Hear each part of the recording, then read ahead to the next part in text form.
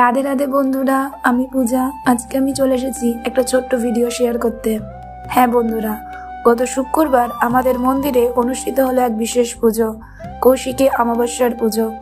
কৌশিকী অমাবস্যা হলো এমন এক তিথি যখন দেবী কৌশিকী রূপে আবির্ভূত হয়ে অসুর শক্তিকে দমন করেছিলেন। এদিনকে শক্তির জয়, শুভের প্রতিষ্ঠা আর অশুভের বিনাশের প্রতীক বলা হয়। সকাল থেকে আমাদের মন্দিরে ভক্তদের ভিড় জমতে শুরু করে।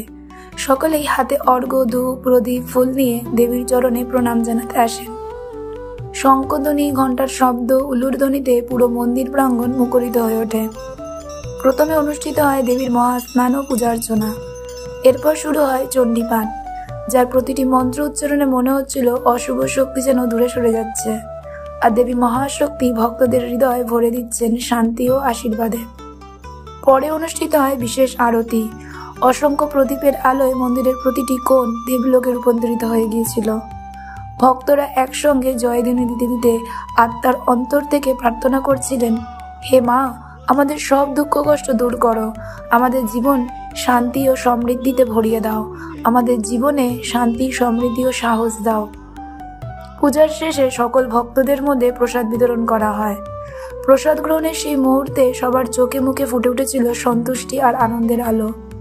এই কৌশিকী অমাবস্যার পুজো আমাদের মনে করিয়ে দিল, জীবনের অন্ধকার যতই হোক না কেন, দেবীর কৃপা আমাদের জীবনে আলো নিয়ে আসে।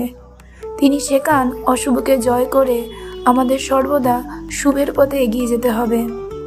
আমাদের মন্দিরের এই আয়োজন শুধু একটি পুজো নয়, এটি ছিল ভক্তির মিলন, এটি ছিল শক্তির আরাধনা, এটি ছিল আশার আলোয় ভরা এক স্মরণীয় দিন।